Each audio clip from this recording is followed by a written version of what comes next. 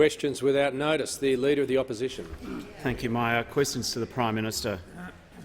Is the Prime Minister concerned about an ASIO bulletin circulated on the 15th of October regarding the proposal to move Australia's embassy to Jerusalem that the Prime Minister announced on the 16th of October, which was marked secret Australian eyes only?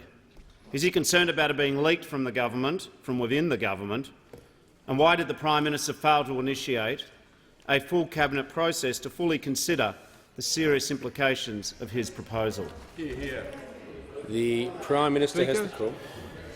I'm advised by the Director-General of Security and the head of ASIO, Duncan Lewis, that at this time there is no evidence of planned violence in response to the government's announcement. No evidence of that, Mr Speaker. ASIO, as a matter of routine, provides this advice to Commonwealth and state governments on security matters, as it should. The Director-General has advised me that he has spoken with the Federal Police Commissioner and will formally refer this matter to the AFP for investigation. And the government, of course, does not comment on the contents of security advice and intelligence matters. And I want to repeat and reassure Australians that ASIO has no evidence at this time of any planned violence in response to the government's announcement on 16 October, and the matter was fully discussed by Cabinet. The member for Dunkley. Thank you, Mr Speaker. My question is to the Prime Minister. Will the Prime Minister outline to the House how the government's plan for a strong economy enables the government to deliver and guarantee the essential services that Australians rely on, including in my electorate of Dunkley? What are the risks of alternative approaches? The Prime Minister has the call. Thank you, Mr Speaker. I thank the member for Dunkley for his question. He knows, like all members on this side of the House, that this place too often gets caught up in the Canberra bubble. It gets too often caught up talking about rumours and gossip and confected outrage and conflict, Mr Speaker. This is why Australians switch off, Mr Speaker, from listening to what happens in this place when those who want to stay fixated on the Canberra bubble just stay in that bubble.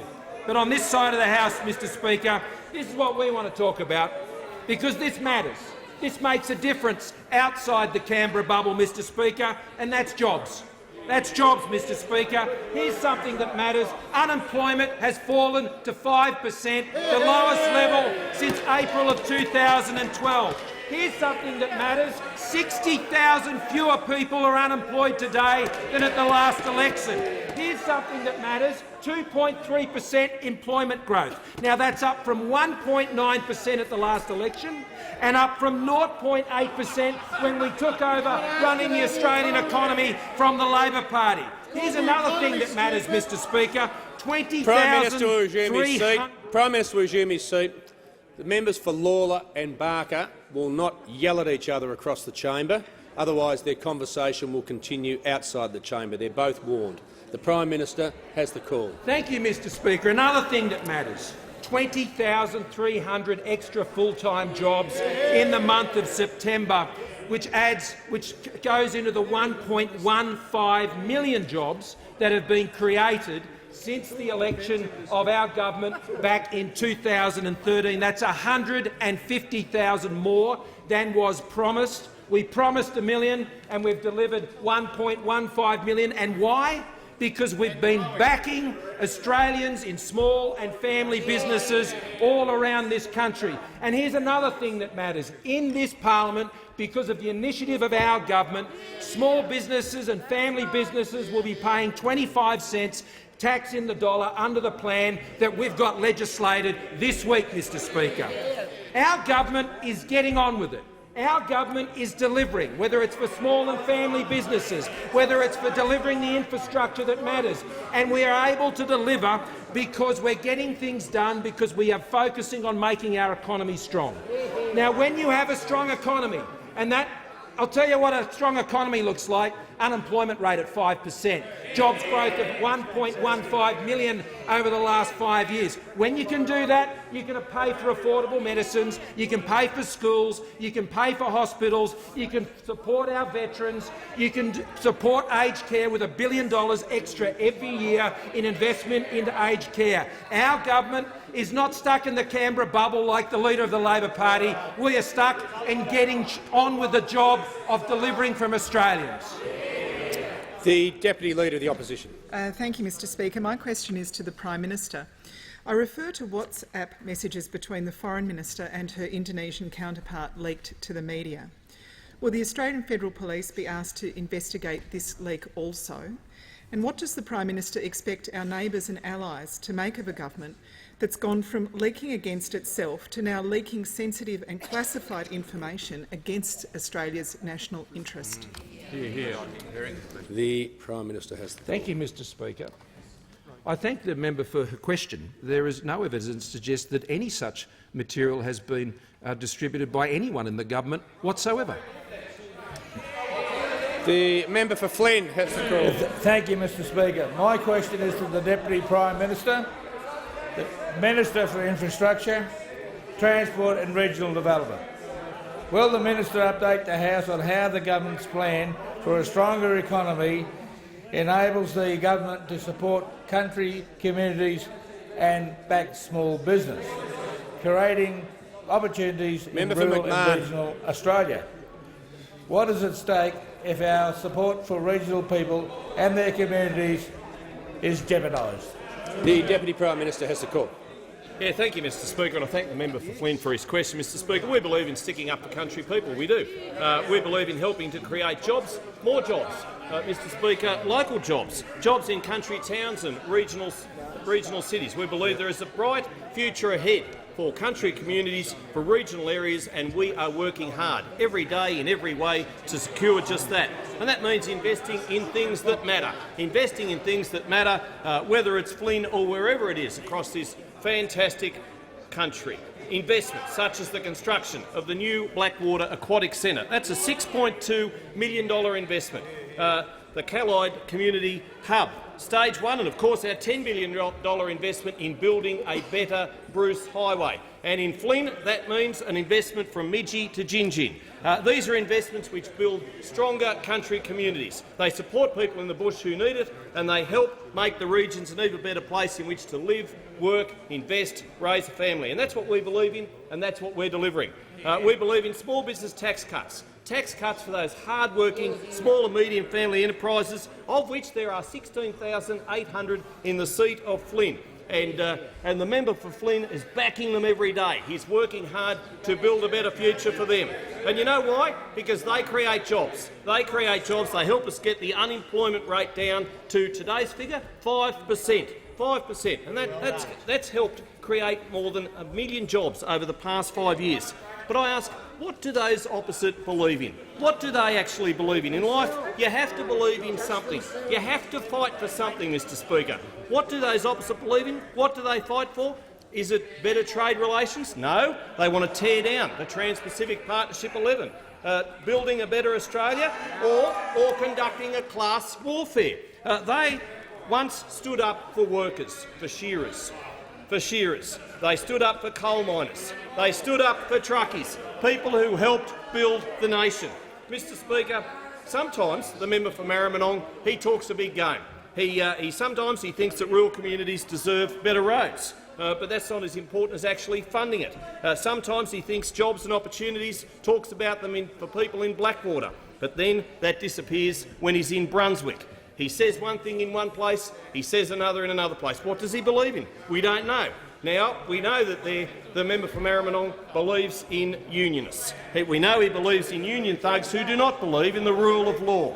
He wants those people who break the law to make the law. Now, what is at stake, I'm asked, under a Labor government? Well, for regional people, that will mean that their regional funding programs disappear. Trade, strong borders, regional funding, including for mobile black spots, our $75 billion record amount of money we're spending on infrastructure across the nation, that is what is at risk if ever this man becomes Prime Minister. The Deputy Leader of the Opposition. Thank you, Mr Speaker. I refer to the Prime Minister's previous answer. Who does the Prime Minister blame for this leak? Isn't this proof that the Prime Minister put votes in a by-election ahead of the national interest in the most cynically Leader of the House will timed cease foreign interjecting. policy? Can the Deputy Leader please start her question again? I'm trying to listen very closely, but I'm being impeded by those on my right. Thank you, Mr Speaker. I refer to the question is to the Prime Minister. I refer to his previous answer. Who does the Prime Minister blame for the leak of the WhatsApp exchange between our Foreign Minister and the Indonesian Foreign Minister? Isn't this proof that the Prime Minister put votes in a by-election ahead of the national interest in the most cynically timed foreign policy decision in living memory? How is the Prime Minister fit to lead the nation when he acts in such a desperate and reckless way? The Leader of the House. Mr Speaker, I'm sure the Prime Minister is prepared to answer the question, but it wasn't so much a question as a polemic from the Deputy Leader of the Opposition. And quite frankly, the issue that was raised at the beginning of the question has got nothing to do with the responsibilities of the Prime Minister, and the rest of the question was simply a smear. The Manager of Opposition Business. The first part of the question— sorry, point of order, Mr Speaker. Point of order. The first part of the question is a direct follow from the previous answer that we heard, and the second half of the question goes directly to asking the Prime Minister how he makes these sorts of decisions. I think the first part of the question was just in order. If members on my right— Treasurer, just button it for a second, just while I make the ruling. I'm going to allow the questions in order. Well, Mr Speaker, I have no such suspicions as is imputed by the member for Sydney. What I can tell the House, though, that Minister Payne and her Indonesian counterpart had a constructive discussion on the 16th of October regarding Australia's announcement. I continue to remain in contact with President Widodo. Minister Payne emphasised that there had been no change to Australia's commitment to the Middle East peace process and to a durable and resilient two-state solution that allowed Israel and a future Palestine state to exist side by side within internationally recognised borders. Now, we are aware of Indonesia's views on the Middle East peace process, and they are entitled to their views on those, and we will discuss those views with them, as I am anticipating doing as we go through the summit season. And I can discuss the views that I have articulated on behalf of our government, which is a position which is held by our government, by our members, by our cabinet, by our National Security Committee, Mr Speaker. That is our view when it comes to the State of Israel. That is our view when it comes to the Iran nuclear deal. I don't know what the Labor Party's view is, Mr Speaker, because when I read what the member for Melbourne Port says when he was asked in just May of this year, do you think the embassy should be moved to Jerusalem? The member for Melbourne Port says it's where the Israeli capital is. It's where the Knesset is. It's where all the ministries are, provided it doesn't preclude further negotiations when the Palestinians come to their senses, he said. So that's the view of the member for Melbourne Ports. I suspect the member for Wills has a very similar view. I know the member for Sydney thinks Israel is a rogue state, Mr Speaker. That's what I know. I know the New South Wales Labor Party, with their good mates up there, Shaket Musulmani, who banned the New South Wales Jewish Board of Deputies from attending, Mr Speaker, the Labor Union Multicultural Action Committee. So we have a New South Wales Labor Party which is behaving in an anti-Semitic way, Mr Speaker, and they want to pretend to the Australian people that they're supporters of Israel? Really? Really?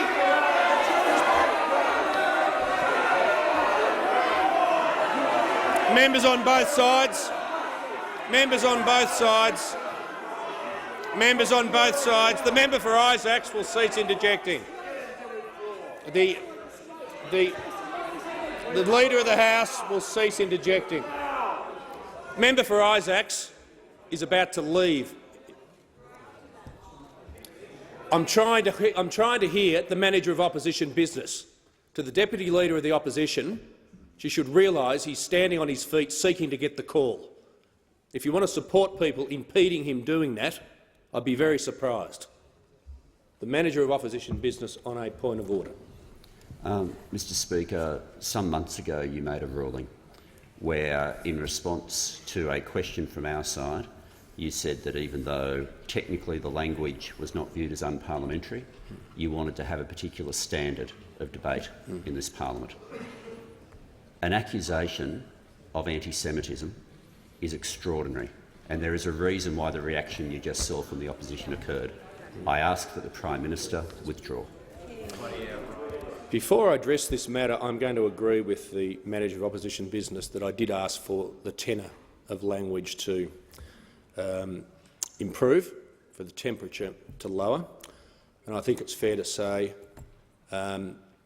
this week there's been a degradation, and I'd say from both sides. I'm not sure the Manager of Opposition Business wants me to go into all of the 90-second statements and statements have been made with respect to the Senate motion that's been a hot topic. But I think it would be very remiss and very remiss of me and disingenuous of the Manager of Opposition Business to ignore that, where members of the government have been compared to the Ku Klux Klan. And I took no action. I took no action. It is tough language, but it is a matter for the Prime Minister. I want the language on both sides to improve. The Prime Minister's concluded his answer. The Manager of Opposition Business. Manager of Opposition Business. Not fit to be Prime Minister. The member for Isaacs. Such a joke. Mr Speaker, point of order. I ask you, for the dignity of the House, if points of order must be raised at the moment. Yes. And had points of order been raised at the time, I don't know the specific references that you said, but I don't discount for a minute that they were made. Members on my right. I'm not saying that they weren't made. I simply don't know the references that you refer to.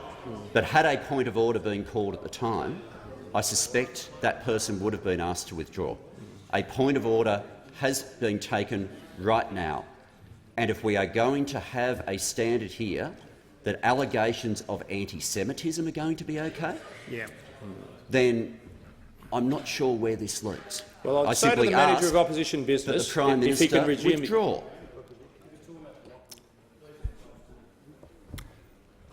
I am not going to detain the House on this matter other than to say I want the level of language to improve. Can I tell you I've participated, prior to being Speaker obviously, in a number of debates relating to Israel, and you do not want me to recount all the claims in those debates over many years. Now, I've got a pretty good memory and it's a topic I'm very familiar with, and it is not in the interests of this question time for me to do that. I'm just going to say I want the standard of language to improve. That's what I'm saying.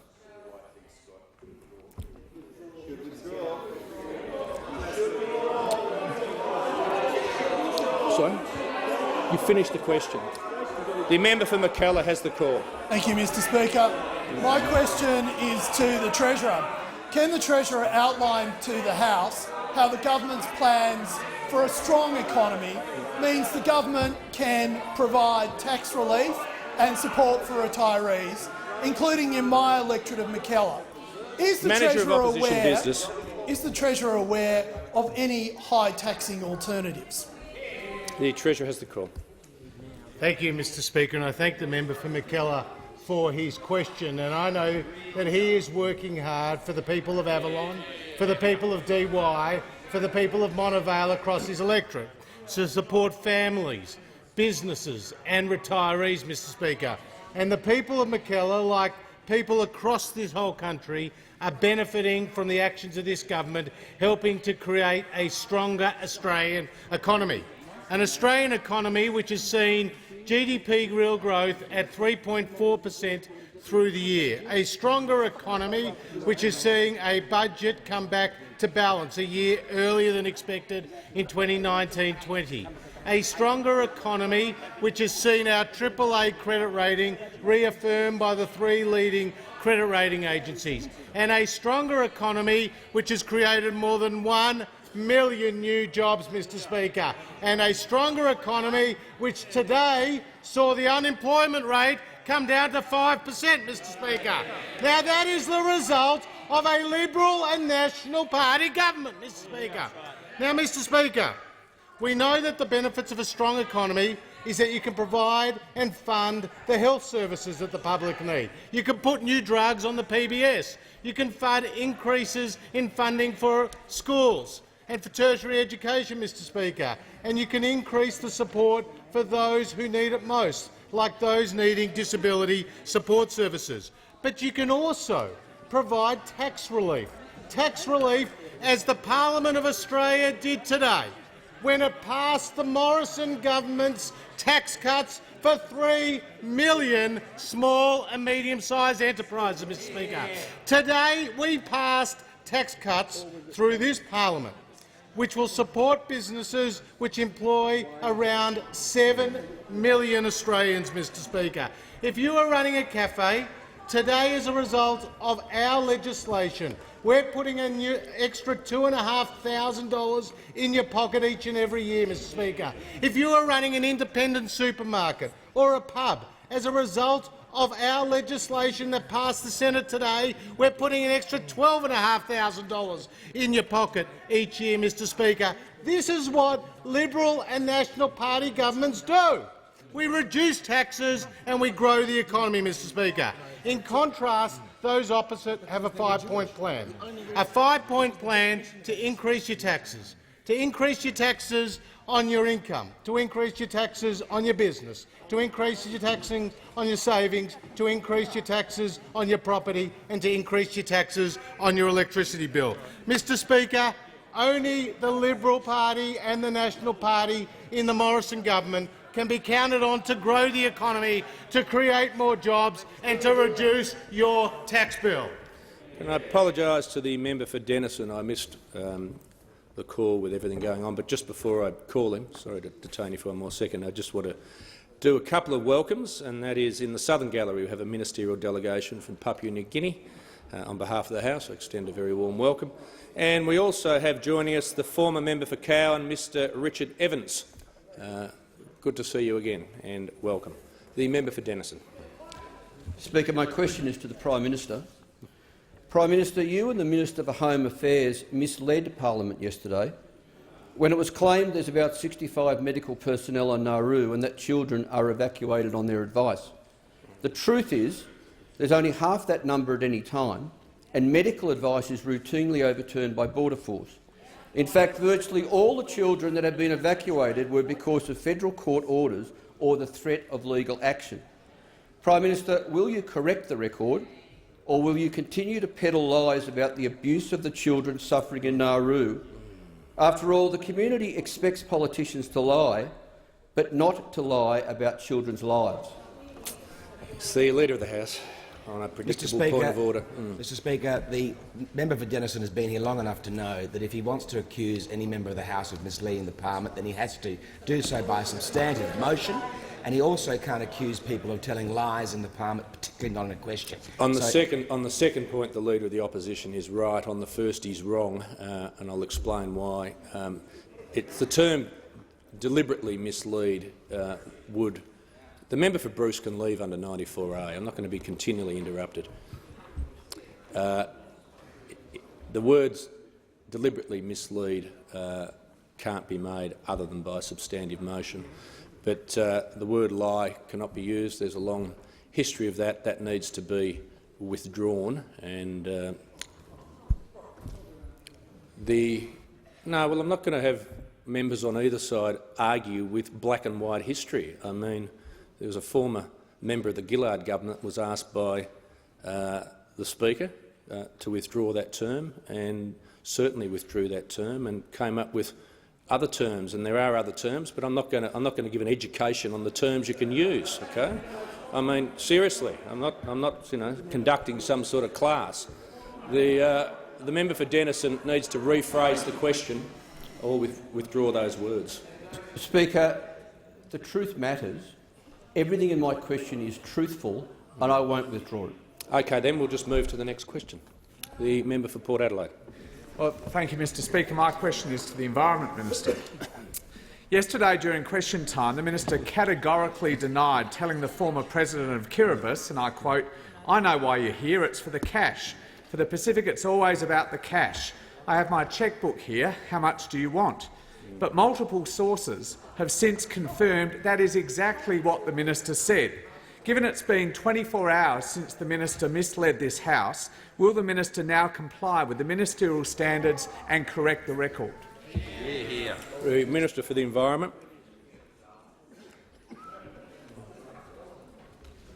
Thank you, Speaker, and thank you for the question. As I said in the House yesterday, that on Tuesday evening when I was out with my staff, that I stumbled across Senator Dodson and a group of wasn't organised. I'm a pretty friendly person. I consider Senator Dodson a friend. So I went over and said, "Hi, Pat, how are you going?" He says, "Oh, come and meet my guests," which I did do. And I was introduced to the former President of the Republic of Kiribati, President Tong, to whom we had a very pleasant, light-hearted conversation. I don't recall the complete conversation, but what I do know is that when I have looked at the letter from Senator Dodson, which describes the conversation, I know that is not the conversation. I received this letter, Speaker, at 10 to 2 yesterday, so my first opportunity to speak with President Tong was to call him directly after question time. And what I said to him is that I don't agree with the words that were reflected in the letter, but if I have caused any concern, then I'm very sorry about that. And he accepted my apology. Further, I agree with President Tong's comments this morning in the media when he said, "Let's put this behind us and let's move on." And we agree with that because this government greatly values our relationship with our Pacific nation neighbours. The member for Petrie. Yeah, thanks, Mr Speaker. My question is to the Minister for Jobs, Industrial Relations and Women. Will the minister please update the House on how the government's plan for a strong economy is helping to drive job creation? What are the risks of taking a different approach to economic management? The Minister for Jobs, Industrial Relations and Women. I thank the member for his question, and I'm very pleased to be able to inform the House that the government's strong economic plan is working for Australian workers and for Australian businesses. This has been confirmed yet again today with the latest release of data from the Australian Bureau of Statistics, revealing yet more record highs for Australian workers. Under this government, there continue to be more Australians in work than ever before. And under this government, there are more people in full-time employment, which we have seen climb to a record high. And this is true for women in full-time employment, again, at a record high under our government. And we have seen unemployment drop to 5%, the very best result that we have seen in 6 years. But it's not just good news on the job front. We've also been able to bring forward tax cuts for small and medium and family-sized enterprises that will benefit more than 3 million small businesses across the country that employ more than 7 million Australians. And of course it helps the member in his electorate of Petrie, more than 12,000 small businesses in his electorate, small and family businesses who will be able to invest more in their businesses so that they can continue to create economic opportunity for their fellow Australians. Now, Mr Speaker, I'm asked, are there any risks? And I'm sad to inform the House that there are, and they are sitting opposite. Rather than backing small business to create more jobs, the Labor opposition would rather back militant unions like the CFMMEU, a union that only this morning was ordered to pay by the federal court more than $300,000 in fines for doing, amongst other things, threatening to smash small businesses, Member to for smash Wakefield. contractors at Sydney work sites. In handing down this fine, the CFMEU, which, by the way, has received more than $1 million worth of fines in this year alone, was observed by the judge to see these penalties as simply the cost of doing business. So what sort of response do you think this deserves? Does it deserve supporting the government's legislation in the Senate that would weed out these rogue elements in the union movement?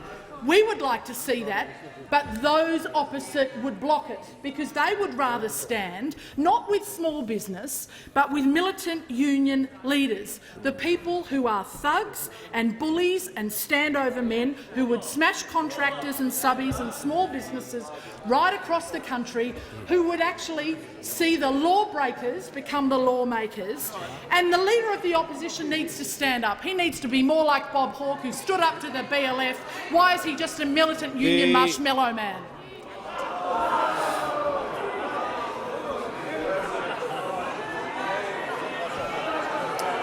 I just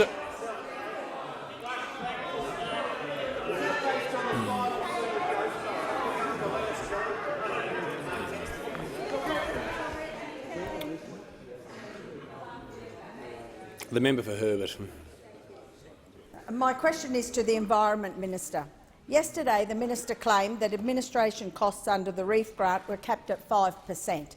Can the Minister confirm that under the agreement between the government and the small, private, Brisbane-based foundation in fact allows more than $80 million to be spent on administration? Why is this government spending more than $80 million on administration instead of on the Reef? Treasurer will cease interjecting. The Minister for the Environment has the call. The Minister has the call. Thank you, Speaker, and thank you for the question. Yesterday I was asked by the member for Watson. The question in particular was, I refer to the government's almost $500,000 grant to the Great Barrier Reef Foundation. How much of that money could be spent on administration and scaling activities? I had assumed the member for Watson's somewhat general question initial was asking about how much of the $440 million grant, which is a lot of money for the reef, and I'm sure the member would agree, was able to be spent on administration and scaling up activities, which is 5%, which is correct.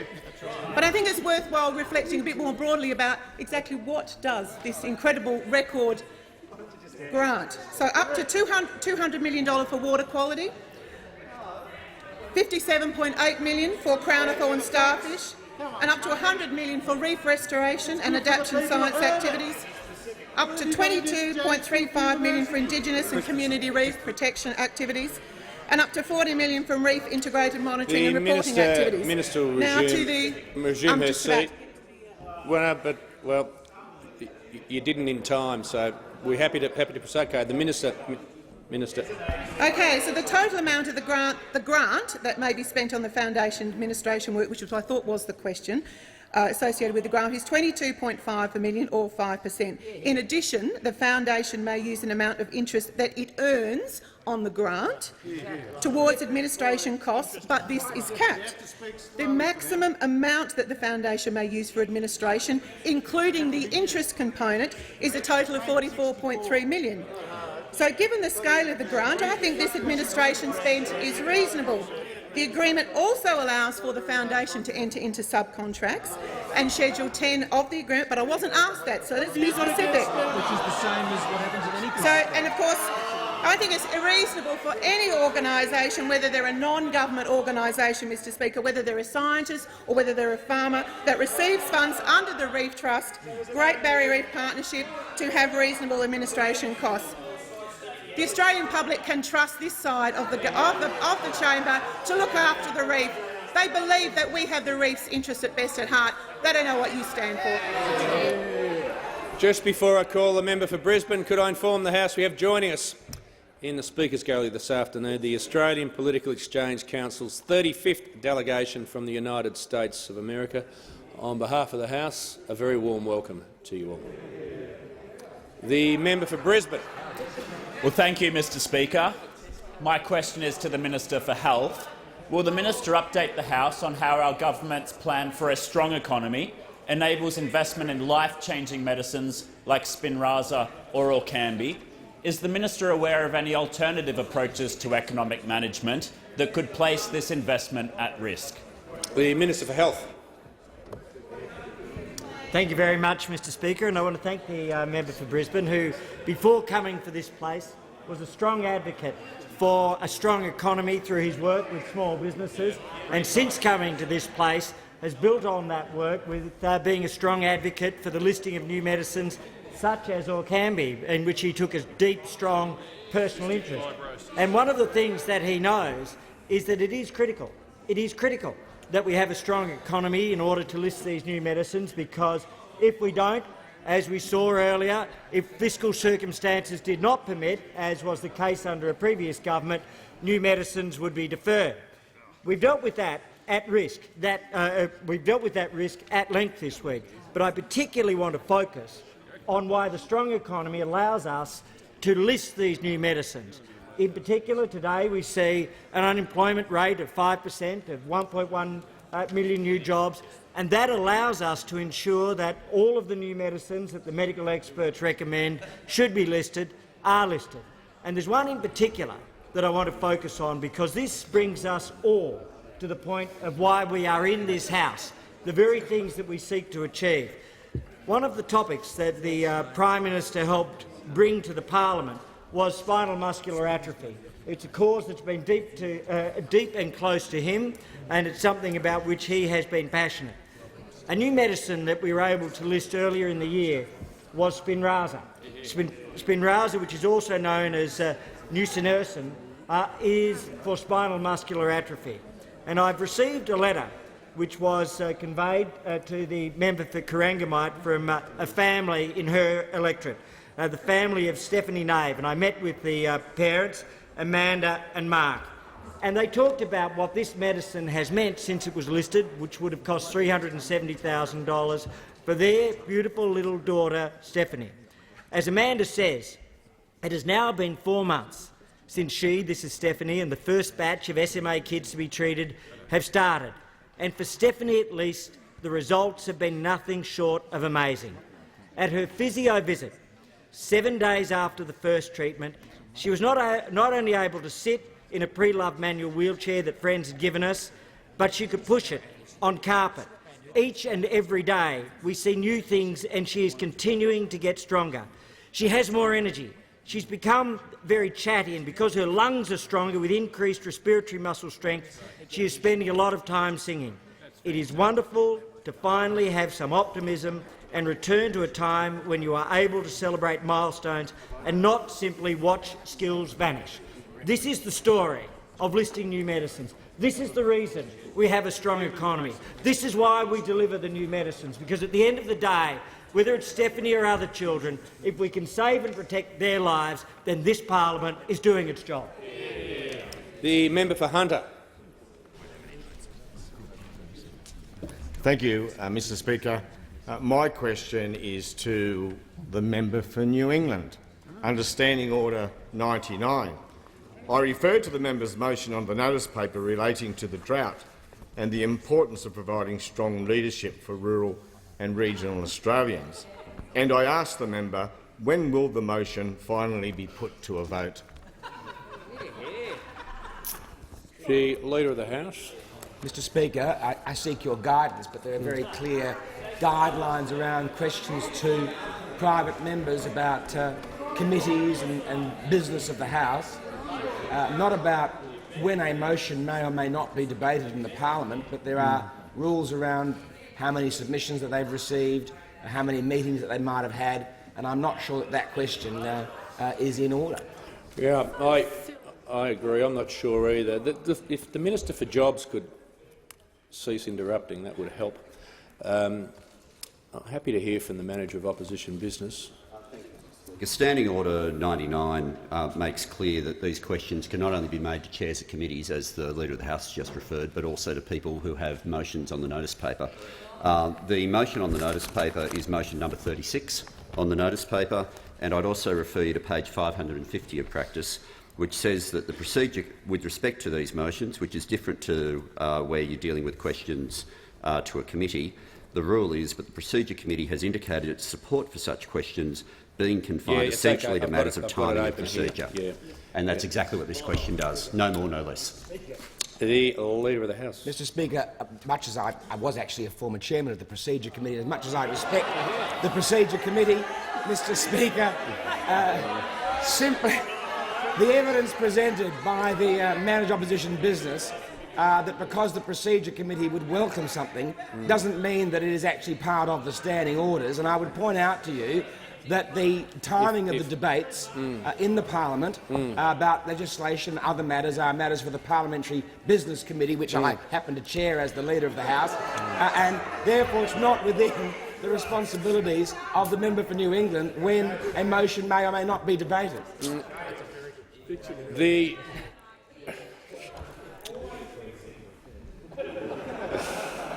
Let me address this very directly, and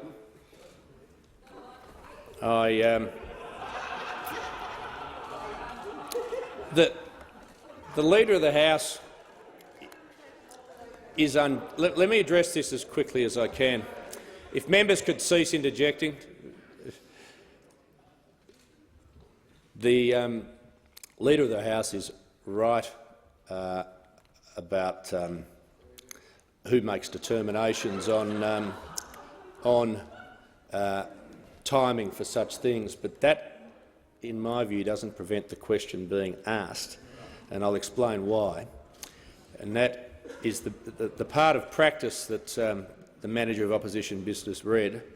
He's got the new edition, page 50. I've got the old edition photocopied here, but it certainly talks about timing and procedure. No, I've got a photocopy. I haven't got the whole book in front of me.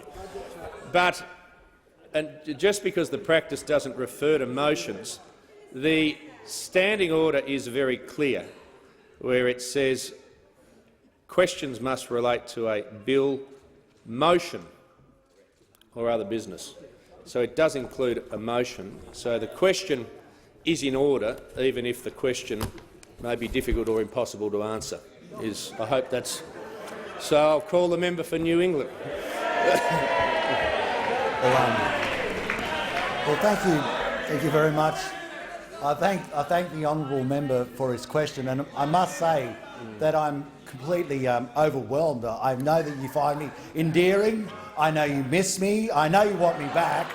I know that I'm the only reason you ever get a question.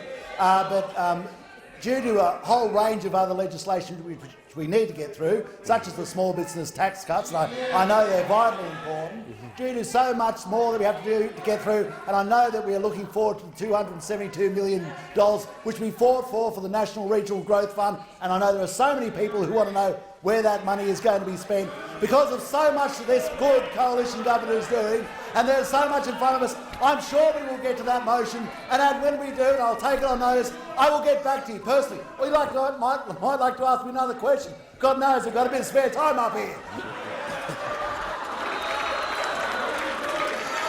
Members on my left, just before if the member for Chifley could just contain himself. I know he finds it difficult, but sometimes impossible. But I do want to do one more acknowledgement, and that is, importantly, to acknowledge the recipients of the 2018 Prime Minister's Prize for Science, including the winner of the Prime Minister's Prize for Science, Professor Kurt Lambeck. I just want to acknowledge you there in the Northern Gallery.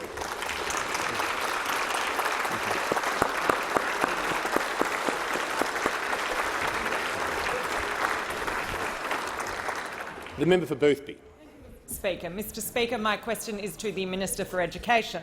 Will the Minister update the House on how the government's plan for a strong economy enables the government to focus on delivering a quality education for young Australians? What are the risks of alternative approaches? The Minister for Education.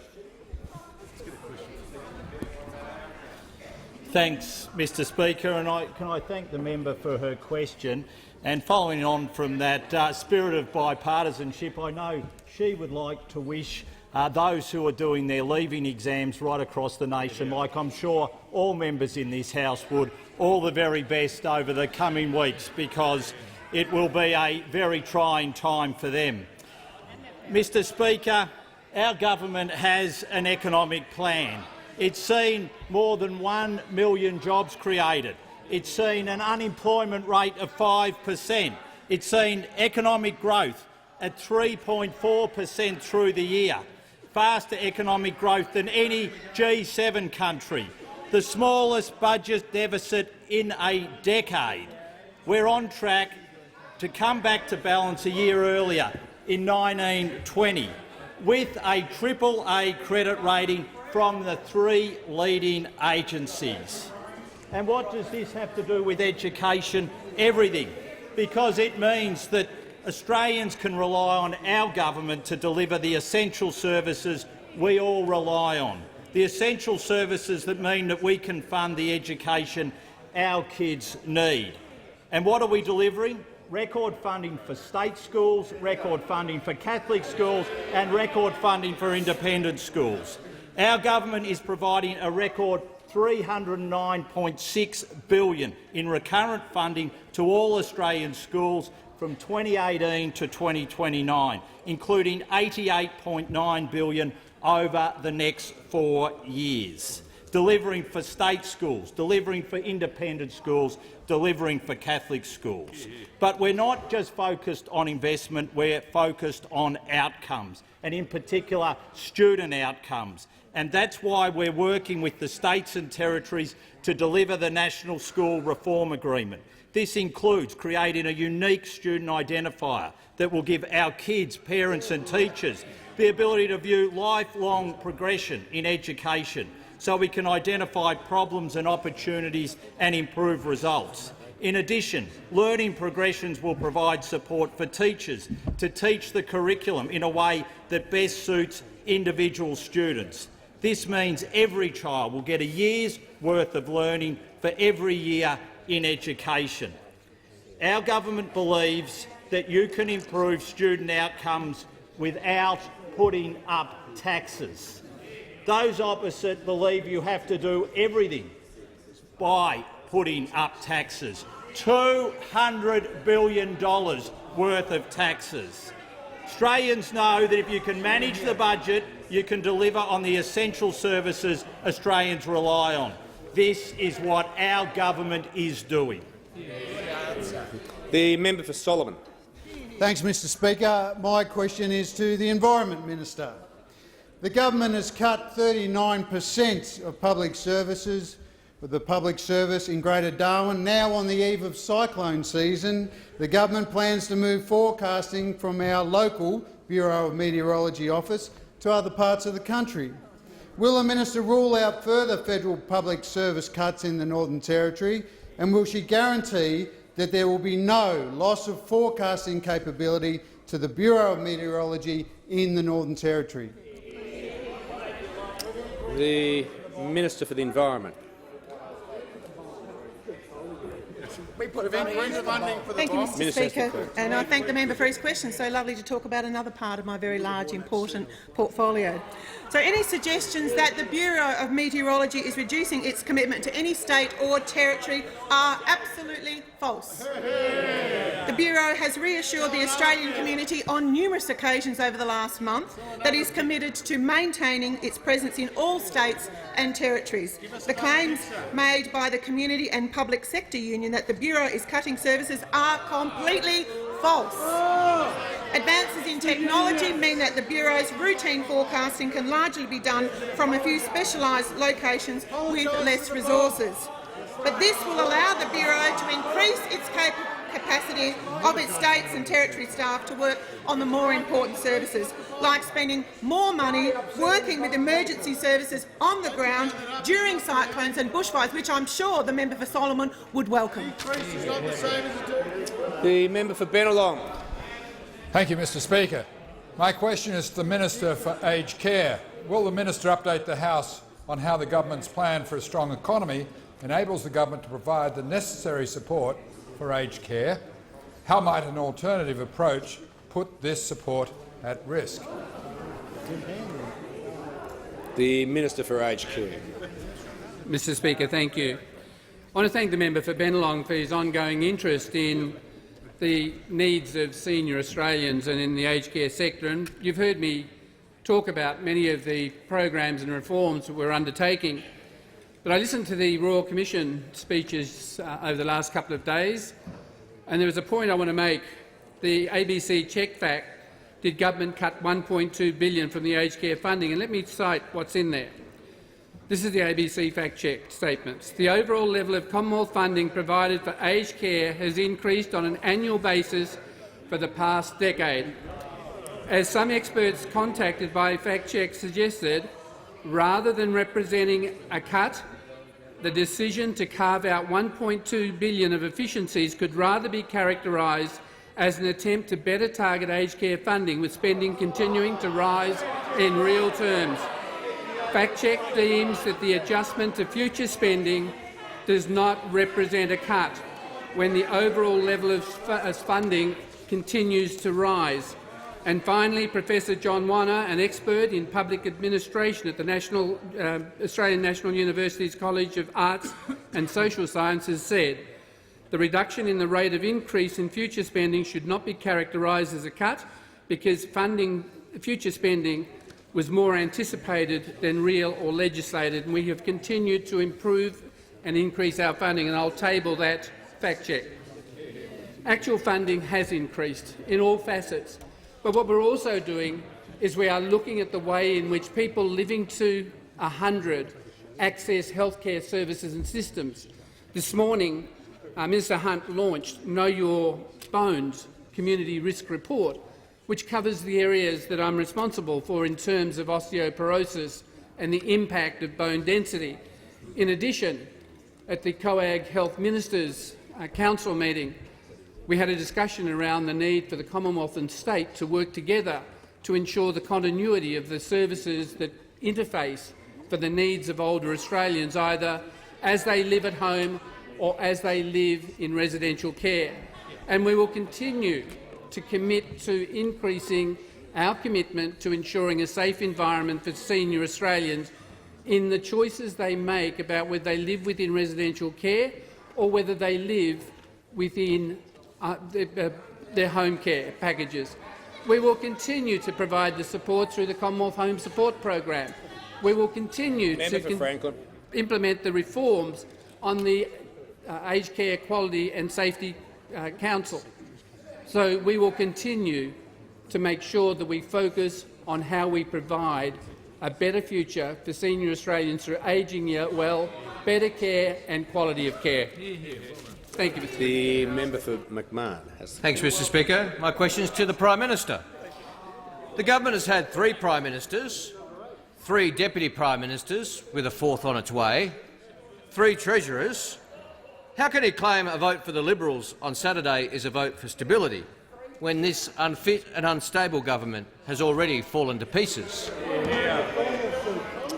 The Prime Minister has the call. Take note, 1.15 million jobs. There's a start. 5% unemployment rate. Down from the last election, down from when you were Treasurer and you left the books in a fiscal mess. The budget coming back into balance in 2019-20, Mr. Speaker. AAA credit rating retained. A AAA credit rating that Shadow Treasurer said couldn't weather tax cuts. Well, we've legislated tax cuts and we've retained the AAA credit rating, Mr. Speaker. On Saturday, the people of Wentworth have the opportunity to elect an outstanding candidate in Dave Sharma.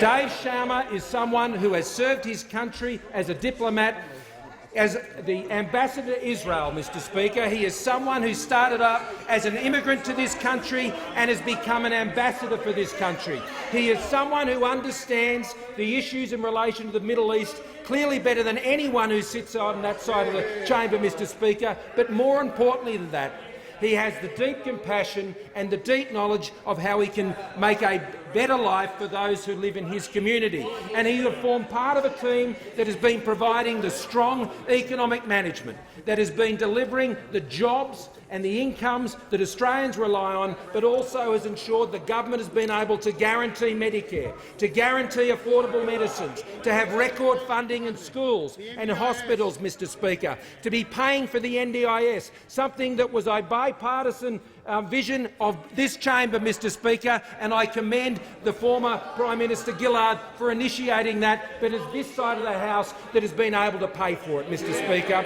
because we are committed to a strong economy that delivers. So on the weekend there is a choice. There is a choice whether the government can continue to be able to govern with its majority and continue to deliver the important economic leadership that is supporting 29,000 small businesses in Wentworth, some 60,000 Wentworth residents who benefit from the tax cuts that we legislated, and the Labor Party, if they ever get into the government benches, will cut in half. Labor will strip $70 billion out of our legislated income tax cuts. They will hit self-funded retirees and retirees more broadly, and including pensioners, with a $5 billion a year retirees tax, Mr Speaker. Labor's $200 billion in higher taxes will suffocate the economy. And only by voting for Dave Sharma, the Liberal candidate for Wentworth on this weekend, can Liberal voters and voters in Wentworth be guaranteed of the strong economic management which is supported by a majority Liberal national government. The member for Wide Bay. Thank you, Mr Speaker. My question is to the Minister for Industry, Science and Technology. Will the minister update the House on how the government's plan for a strong economy enables the government to recognise the outstanding work of Australian scientists? Is the minister aware of any different ideas? The Minister for Industry, Science and Technology. Thank you, Mr Speaker, and I thank the member for Wide Bay for his question and for his ongoing support of Australian scientists. Mr Speaker, as we have already heard, today we have in the gallery the winners of the Prime Minister's Prizes for Science. And again, I would like to congratulate them and just let them know how proud we are in this chamber of the work that they have done, and how proud all Australians are of the work that they have done. So thank you very much for that.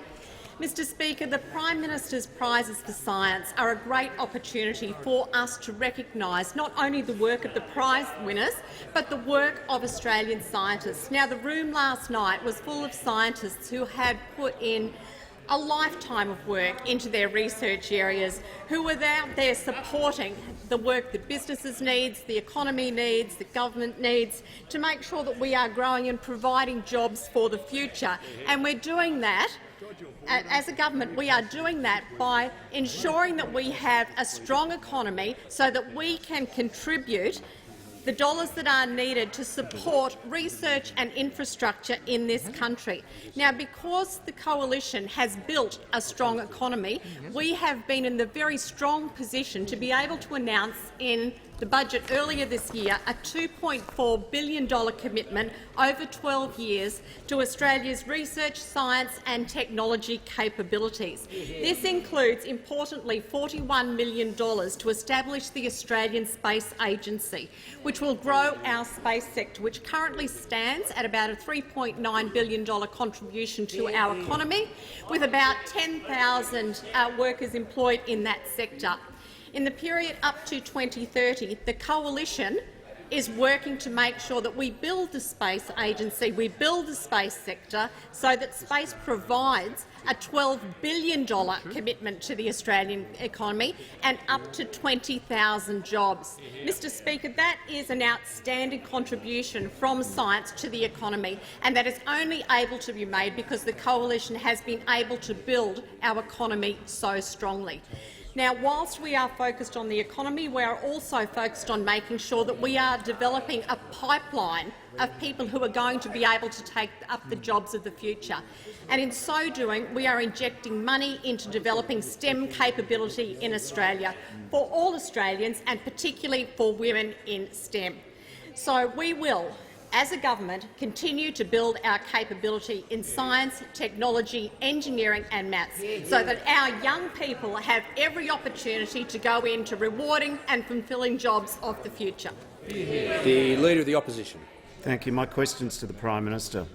Can the Prime Minister confirm that this week his government has voted for a white supremacist slogan, damaged relations with Indonesia, leaked secret ASIO advice, insulted every country in the Pacific, had an Environment Minister who's misled Parliament twice, and undermined the Deputy Prime Minister with open warfare breaking out in the National Party? If this is what a Morrison government really looks like, why isn't Malcolm Turnbull still the Prime Minister of Australia? The Prime Minister. Thank you, Mr Speaker. This is what I've been doing for the last 8 weeks, starting off with concluding negotiations on the Indonesia-Australia Comprehensive Economic Partnership in Jakarta, Mr Speaker. $10 million funding for Stage 2 of the Cairns Innovation Centre at James Cook University. Initiating the Royal Commission into aged care quality and safety, Mr Speaker.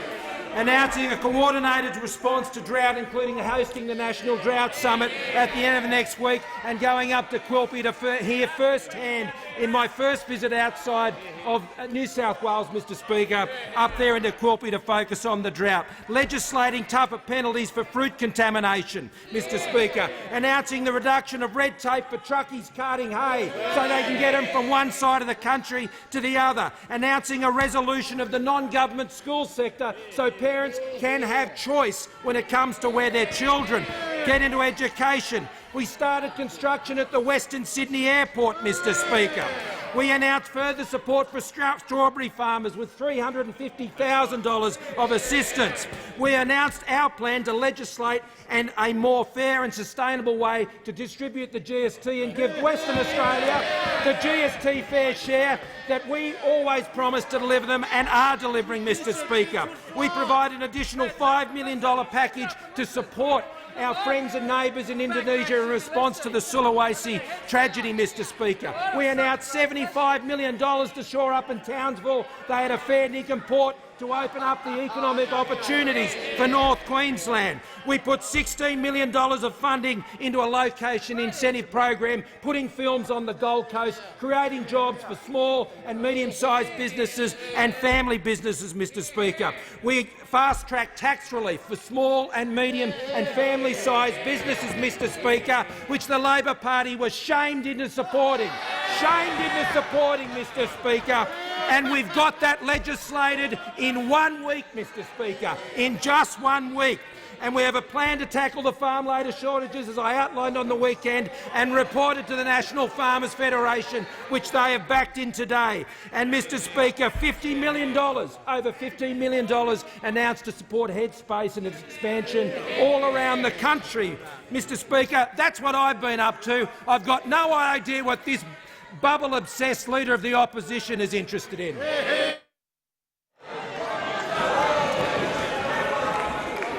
The member for Groom.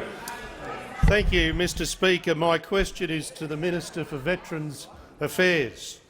Will the Minister update the House on plans for the upcoming Invictus Games and the importance of supporting our wounded, injured or ill servicemen and women? The Minister for Veterans Affairs. Well, thank you, Mr Speaker, and I do thank the member for Groom for his question and his interest in this very important issue, and also thank him for hosting a recent visit when I was in Toowoomba with him to meet with veterans and obviously with war widows in his community.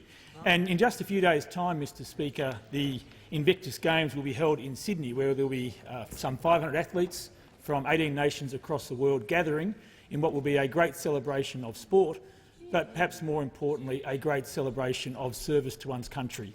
And we will be represented, obviously, by a very strong Australian team. And the Australian Defence Force, by any estimation, is a world-class defence force. But these are not supermen, they're not superwomen. Sometimes they get injured, sometimes they bleed, bones are broken, and sometimes their minds need time to heal or the benefit of specialist assistance by mental health professionals. And on behalf of a grateful nation, we have an obligation here in this place to make sure we do put our veterans first, that we do put our veterans' families first and support them at these times. And there's no question, Mr Speaker, that the Invictus Games and sport more generally can be a great and incredibly powerful part of the recovery journey.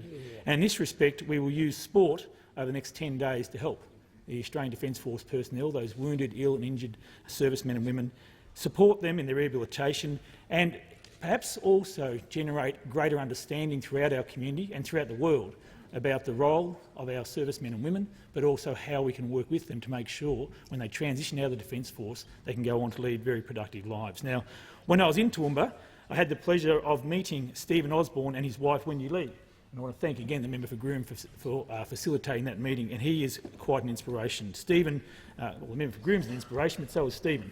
Stephen was medically discharged from the Army, and he took up archery, and as part of his rehabilitation, a way of improving his focus, improving his balance and coordination. And it has worked miracles for both Stephen and his wife Wendy Lee. He put himself forward to the Games as somewhat of a personal challenge. And his journey has been quite extraordinary in the sense it's taken him out of his comfort zone, it's given him the chance to meet with other veterans who share some of his hardships, and has allowed him to recover in ways he didn't think was possible. Throughout last week also, Mr Speaker, I had the chance to meet with other members in Queensland along with RSLs, and we bumped into quite a few Invictus athletes who were getting ready to come down to Sydney.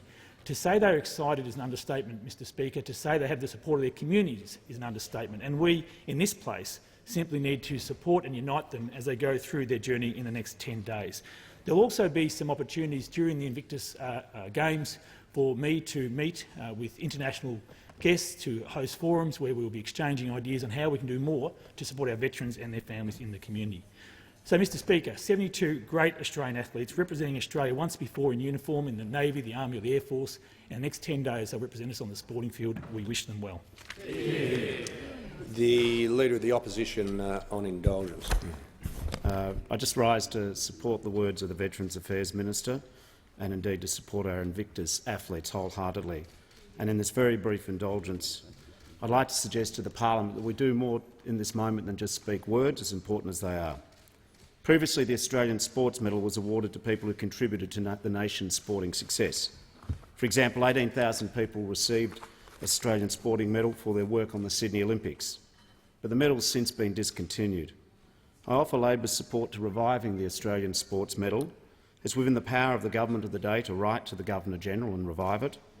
Given the wonderful spotlight that Invictus puts upon veterans and disability and the nation's sport, I think this would be a modest recognition for the actual team, the leadership team and the administrators. And in closing, we wish the team co-captains Matty Brumby and Nicole Bradley and all of their fellow athletes all the very best. The Prime Minister. Thank you, Mr Speaker. And on indulgence, the government would be very pleased to accept the proposal put forward by the Leader of the Opposition. The Invictus Games will inspire us all. They will inspire us all, and I particularly want to commend again the work of Prince Harry in bringing this remarkable institution, this remarkable event that shines a light on the courage, the absolute courage of servicemen and women all around the world. And we will stand and we will watch and will be overwhelmed, but most of all we'll be inspired. And for all of those who will be participating, we wish you all the best. And in the spirit of bipartisanship in this place on such an important matter, we'd be very happy to take on the recommendation of the Leader of the Opposition. And on that note, I ask that further questions be placed on the notice paper.